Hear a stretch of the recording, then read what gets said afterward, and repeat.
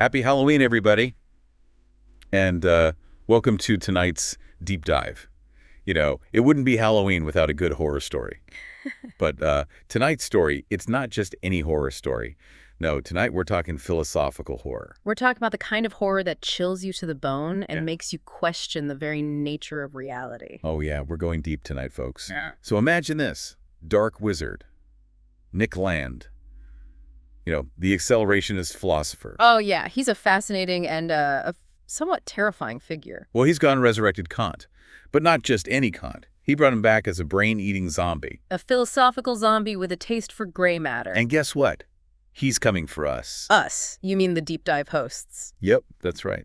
So how do we survive this philosophical feast? Only one way, I'm afraid. We need to understand Kant's notorious thing in itself. So buckle up as we delve into the abyss of this concept. We're going to be exploring the perspectives of Kant. Of course, Nietzsche Bataille. And of course, the dark wizard himself, Nick Land. Right. To really get a feel for the depth of this philosophical horror, we'll even touch upon the chilling works of some horror masters like Lovecraft. And Ligotti. Ready to unpack this terrifying philosophical puzzle. Absolutely.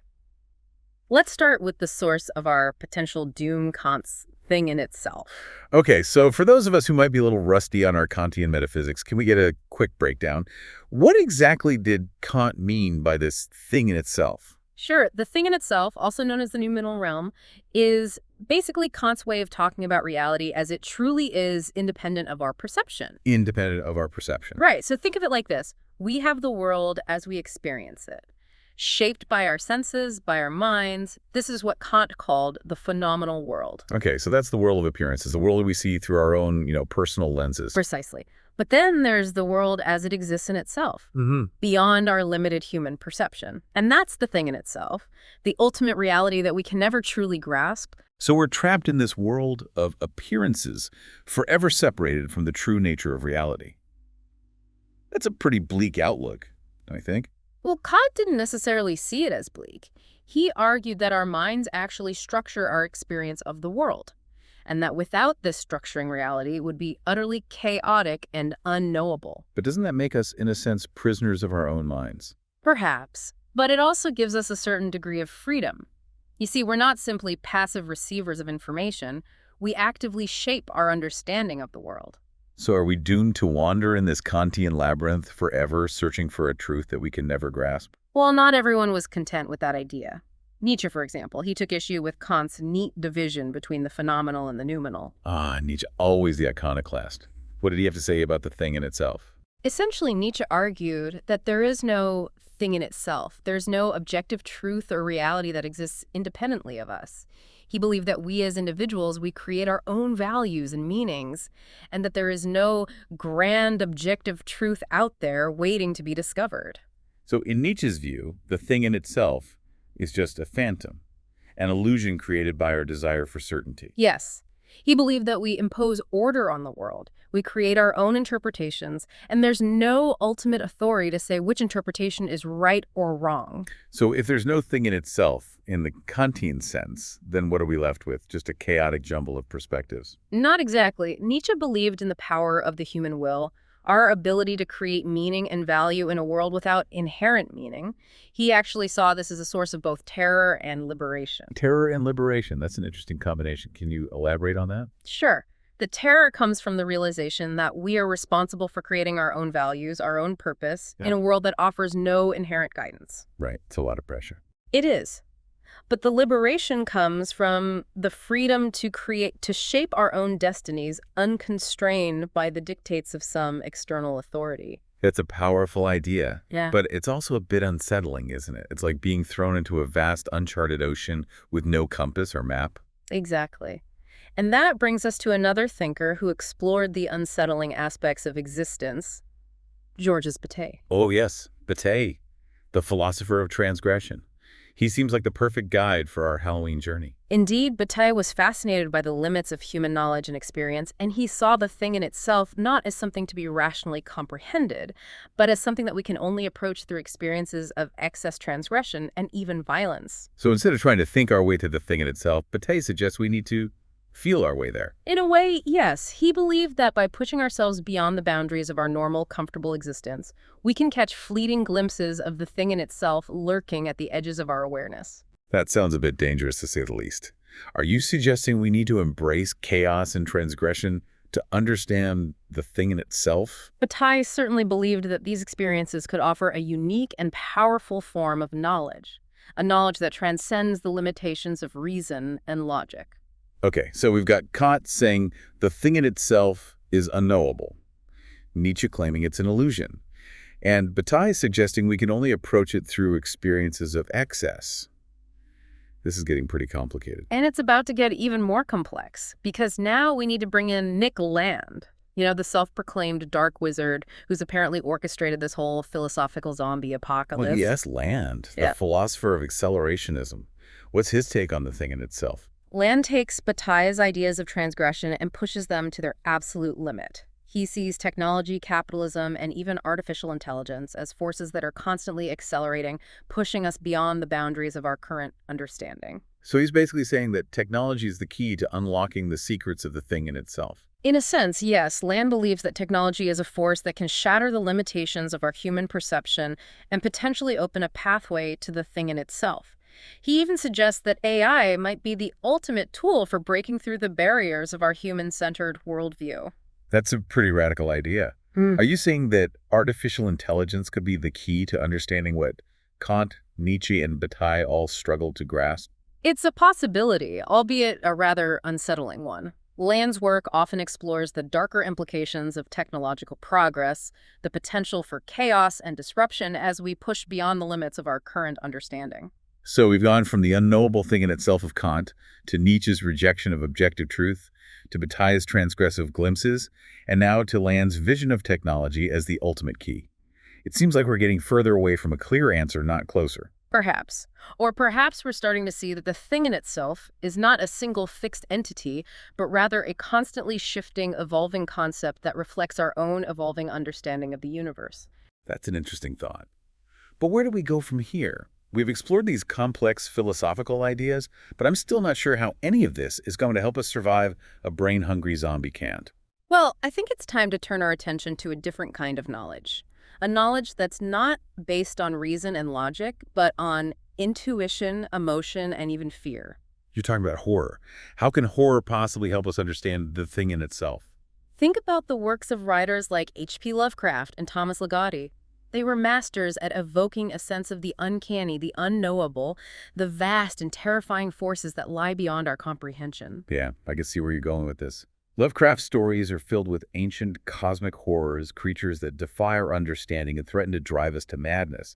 And Ligotti, he taps into this deep existential dread, this sense that reality itself is fundamentally unsettling and hostile. Exactly.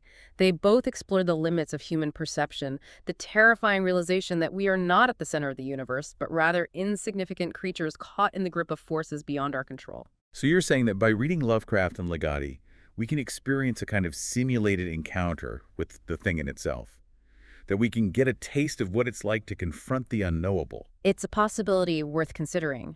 They both used horror to explore the limits of human knowledge and experience, and perhaps by immersing ourselves in their works, we can gain a deeper, more intuitive understanding of what the thing in itself might represent. Okay, I'm willing to give it a try. But can you give us some specific examples? I'm thinking about that chilling passage in Lovecraft's The Call of Cthulhu, where the narrator describes seeing the ancient Cyclopean city of Arlia rising from the depths of the ocean. It's a terrifying image, but it's also awe-inspiring, a glimpse of something vast and ancient that defies our understanding. That's a perfect example. Or consider Ligotti's The Shadow, the Darkness, where the narrator is haunted by a sense of something following him, something that's both a part of him and utterly alien. It's a terrifying exploration of the idea that we might not be who we think we are, that something else might be lurking beneath the surface of our consciousness. Those are both incredibly disturbing stories. But I see your point. They both tap into this primal fear of the unknown, of forces that dwarf our understanding and threaten to unravel our sense of self. And perhaps that's the key to understanding the thing in itself. It's not simply a philosophical concept, but a visceral experience, a confrontation with the limits of our own existence. Okay, I think I'm starting to grasp the connection here. But I have to admit, I'm not sure how comfortable I am with this idea of embracing horror as a pathway to knowledge. It's not for the faint of heart, that's for sure. But remember, we're in a fight for our philosophical survival here, and sometimes the only way to defeat a monster is to understand the darkness that created it. Well, on that ominous note, I think we need to take a break and gather our courage. We've explored the thing in itself from a variety of perspectives, but it seems like the deeper we dive, the more unsettling it becomes. Who knows what other horrors await us as we continue our descent into this philosophical abyss? Only one way to find out. Let's press on, shall we?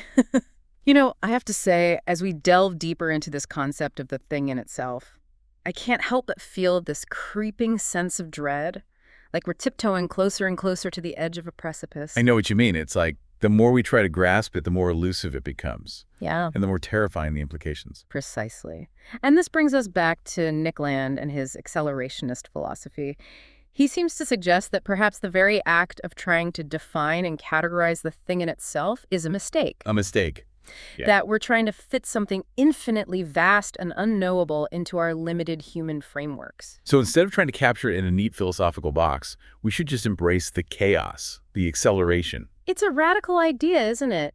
To surrender to the unknown, to allow ourselves to be swept away by the currents of change, even if those currents lead us into uncharted and potentially dangerous waters. But how can we possibly embrace that kind of chaos without losing ourselves completely? I mean, it's one thing to read about it in Lovecraft or Ligotti, but it's another thing entirely to experience it firsthand. Well, that's where Land introduces a concept that might shed some light on this terrifying dilemma, the concept of zero. Zero, as in the numerical value. What does that have to do with the thing in itself? Remember how we talked about the thing in itself as the ultimate reality? The realm that exists beyond our perception and understanding? Well, Land uses zero to represent a point of absolute difference, a portal to what he calls the outside. The outside. Okay, now you've really piqued my curiosity. Yeah. What exactly is this outside, and how does it relate to the thing in itself? Think of it this way. If the thing in itself is the vast, unknowable reality that lurks beneath the surface of our everyday experience, then the outside is the realm where that reality resides. A realm that transcends all our categories and concepts, all our attempts to impose order and meaning. So it's like a dimension beyond our comprehension, a place where the rules of logic and reason no longer apply. Exactly. And Land suggests that zero marks the point where our language, our logic, our very way of thinking breaks down completely. So it's a point of absolute negativity, a void that swallows up all our attempts to understand it. In a way, yes. But it's not just nothingness. It's a kind of radical alterity, a pure difference that defies all our attempts at assimilation and categorization. Okay, I think I'm starting to get a sense of what you're saying. It's like trying to stare directly into the sun. You know it's there, but the intensity of its light overwhelms your ability to perceive it. That's a good analogy. And the closer you get to it, the more blinding it becomes, until you're left with nothing but a sense of awe, terror, and the profound realization of your own limitations. So how does this concept of zero help us understand the thing in itself? Are you suggesting that the thing in itself is actually this outside, this realm of pure difference that Land is talking about? It's certainly a possibility worth considering. Remember, Kant argued that we can never truly know the thing in itself, that it lies forever beyond the reach of our human understanding. And Nietzsche went even further, claiming that the very idea of a thing in itself is an illusion, a product of our desire for certainty and stability in a world that is fundamentally uncertain. But Land seems to be suggesting that while we can't grasp the thing in itself through our usual modes of perception and understanding, we might be able to access it through this zero point, this portal to the outside. Precisely. He's suggesting that we need to abandon our attempts to define and categorize it, to embrace the chaos and uncertainty, to allow ourselves to be drawn into the abyss of the unknown. But that sounds incredibly dangerous. I mean, we're talking about confronting the very limits of our sanity, the potential for absolute dissolution and disintegration. There's no doubt that it's a risky proposition. But remember, we're dealing with a philosophical zombie here, a creature that feeds on our very understanding. Perhaps the only way to defeat it is to embrace the very thing it represents, the unknowable, the incomprehensible, the absolute horror of the thing in itself. So you're saying we need to fight fire with fire, to use the very forces of chaos and acceleration that Land talks about to combat this philosophical menace. It's a radical idea, but it might be our only hope. Remember, Bataille saw transgression as a way of pushing back against the limits, of experiencing the fullness of existence, even in the face of oblivion. Perhaps by embracing the 0 point, by surrendering to the outside, we can tap into a power that transcends our current understanding. But what does that even look like in practice? How do we actually embrace the 0 point? That's the million-dollar question, isn't it? And I'm not sure there's a single straightforward answer, but I think it starts with a willingness to let go of our preconceived notions or comfortable categories, our desperate need for certainty and control. You're saying we need to embrace the unknown, to accept that some things will always remain beyond our grasp. Exactly. And perhaps that's the most terrifying aspect of the thing in itself, the realization that we are not the masters of our own destinies, that we are ultimately at the mercy of forces that we can barely comprehend. It's a humbling thought, to say the least, Mhm. and one that fills me with a sense of both dread and exhilaration. It's a strange paradox, isn't it? To find freedom in the very realization of our own limitations, to embrace the chaos and uncertainty as the very source of our being. But how do we reconcile this with our everyday experience? I mean, we can't just walk around constantly confronting the 0 point, constantly staring into the abyss of the outside. We have to live our lives and make decisions, interact with the world. That's true.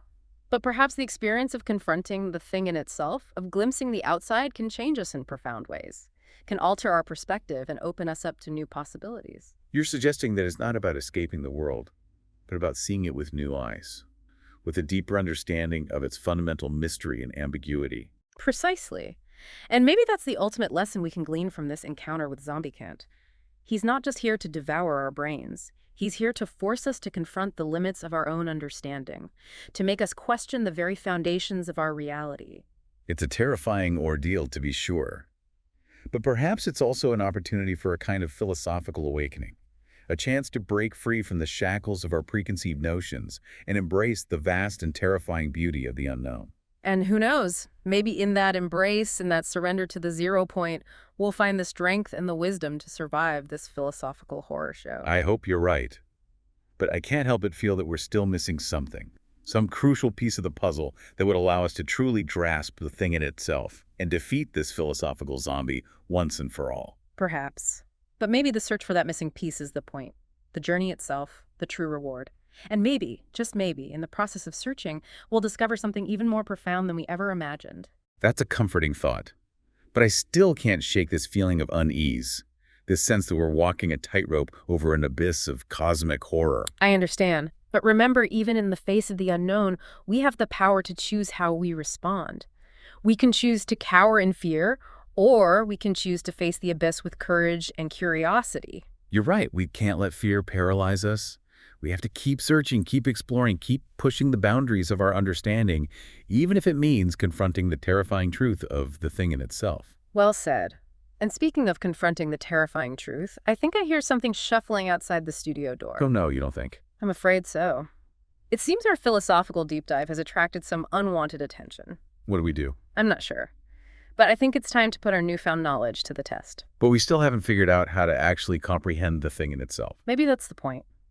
Maybe the true test is not in finding the answer, but in facing the question, in embracing the mystery, in accepting that some things will always remain beyond our grasp. That's a bold strategy. Let's see if it pays off. Okay, so I think we've stalled long enough. That shuffling, it's getting closer. Yes, I'm afraid you're right. It seems like all this talk about the thing in itself, it's only made Zombie-Kant even hungrier for our brains. So much for finding some, philosophical shield against this philosophical zombie. Any brilliant ideas? Last-minute saves? Sadly, no. It seems our attempts to grasp the thing in itself, to understand its nature, its implications, it's only made us more vulnerable. Maybe we were too focused on the intellectual side of it, dissecting it with logic and reason. Maybe we should have gone with a more intuitive approach like Bataille was talking about. Possibly. Or maybe, as Land argued, it was the very act of trying to define and categorize the thing in itself. That's what drew it to us. That's what made us a target. So we're caught in this philosophical paradox. The more we try to understand it, the more we attract the very force that wants to consume us. It appears so. And yet, the irony is, even as we face this existential threat, I can't help but feel a sense of wonder. Wonder? How can you possibly feel wonder right now? We're about to be devoured by a philosophical zombie. I know, it sounds absurd, doesn't it? But just think about it for a moment. We've spent this entire deep dive grappling with one of the most fundamental mysteries of existence, a mystery that's haunted philosophers for centuries. And we're no closer to an answer than when we started. In fact, we might be even further away. Exactly. And that's the wonder of it, the realization that the universe is infinitely vast and complex, that our human minds can barely scratch the surface of its mysteries. So even in the face of our own annihilation, there's a kind of beauty in the vastness of the unknown. Perhaps. Or maybe it's just a defense mechanism, a way of coping with the overwhelming terror of confronting our own insignificance. I'm not sure which is more terrifying, the thought of being consumed by Zombie-Kant, or the realization that our entire existence might be nothing more than a cosmic joke. A chilling thought, isn't it? And yet there's a strange kind of liberation in it, too. If everything is ultimately meaningless, then we're free to create our own meaning, to find our own purpose in the midst of the chaos. That's a very Nietzschean way of looking at it, but I'm not sure I find much comfort in it, especially not with those shuffling footsteps getting closer and closer. I understand. But even in the face of oblivion, we still have a choice. To cower in fear or to face the unknown with courage and curiosity. Easier said than done when you're staring down a brain-eating zombie.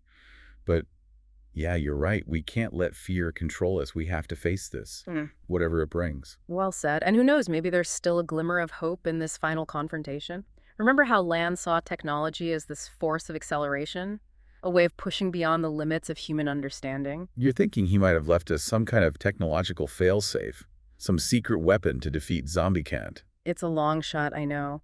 But perhaps in the midst of our deep dive, we overlook some crucial detail, some hidden clue that could lead us to salvation. I hope you're right. But I have this sinking feeling that we're about to reach the end of our philosophical journey, and it's not going to be pretty. Perhaps. But even if this is the end, we've had a remarkable journey. We've explored the depths of the thing in itself, confronted our own limitations, and glimpsed the terrifying beauty of the unknown. And we did it together, which is more than I can say for most philosophical inquiries. But I think our time is up. I can feel the cold, dead breath of Zombie-Kant on the back of my neck. Yes, I believe you're right. It seems our deep dive has reached its final destination. Well, on that note, dear listeners, we bid you farewell. May your pursuit of knowledge be filled with wonder. And may you never have to face the horrors we've encountered tonight. And remember... Oh, it's too late for that now. Yeah. Glug. No.